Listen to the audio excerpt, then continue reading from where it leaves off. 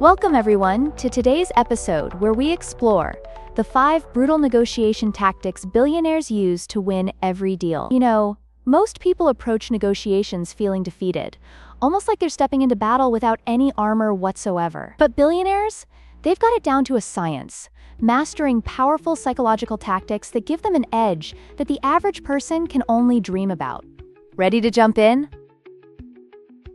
Ooh, I'm so excited. What's the first tactic?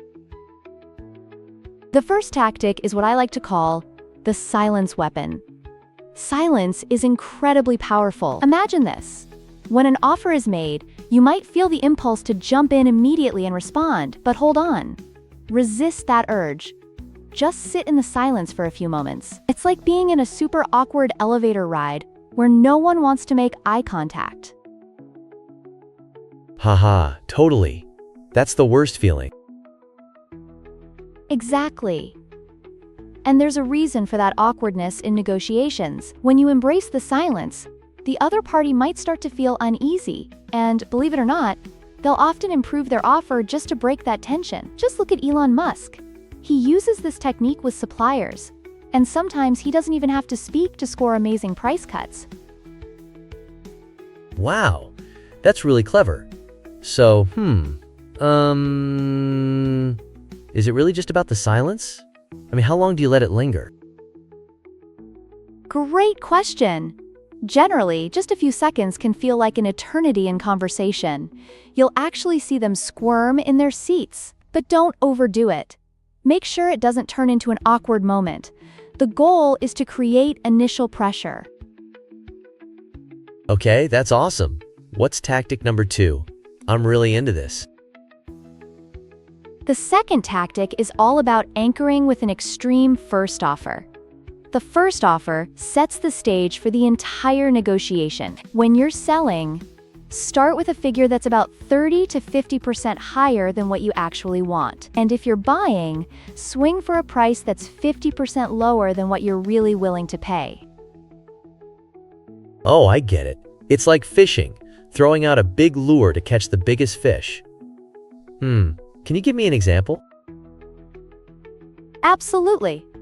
For instance, if you're trying to sell a car for $20,000, you might start by asking for $30,000. It gets the other party thinking and allows for negotiations to happen within your desired range. It's all about controlling the narrative of the conversation. Wow, that's such a sneaky tactic. In a good way, haha. What's the third tactic? The third tactic is called the flinch and recoil. This one's really entertaining. When you get a ridiculous offer, show a dramatic reaction. Think physical surprise and disappointment. It's kind of like when someone serves you cold soup and your face says it all. Haha, right? You'd be like, what is this? Exactly. That kind of reaction will trigger doubt in the other party. They'll start second-guessing their offers. So if they throw out a crazily high price, recoil like you just got slapped in the face. It forces them to rethink their terms, and you often end up with a better deal. Wow, that's so fascinating. When you say dramatic, do you mean like theatrical or just, noticeable? Good follow-up. I'd say it's about finding a balance. Dramatic, but not overly theatrical.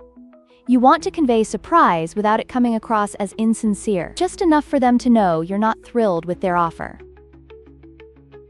Got it. So what's next? This is getting better and better. Let's move on to the fourth tactic, the phantom alternative. Billionaires often negotiate without ever appearing desperate or pressed for a deal. Instead, they suggest they have multiple options available. Think about it. When you're at an open house and see 5 other interested buyers, the atmosphere totally shifts. Oh, wow, that's so tactical. It's like saying, I've got other places to check out. How do you hint at these alternatives without sounding like a show-off? Great question. The trick is to use vague statements to imply other considerations without giving specifics. You could say something like, "I'm exploring some other options." It's not about bragging, it's about altering the power dynamic to your advantage. I see. So it's about making them feel like they have to compete for your business. Exactly.